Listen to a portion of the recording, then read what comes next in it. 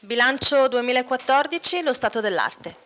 Ma oggi c'è stata commissione prima, si pensava che l'assessore venisse con un minimo di idea su cosa fare in questa fase. Dopo la discussione che c'è stata nelle commissioni, sostanzialmente inconcludente, noi abbiamo ribadito che bisogna fare presto, ma soprattutto mettere a disposizione risorse utili per, da una parte, intervenire sull'emergenza ambientale, 100 milioni di euro da subito per ristorare le famiglie che sono state colpite, le imprese, e sistemare i corsi dei fiumi e rafforzare il sistema di difesa veneta. Dall'altra parte vogliamo intervenire sul fronte ferroviario, bisogna potenziare il trasporto ferroviario e gomma nella nostra regione, ed infine il grande tema dell'emergenza sociale.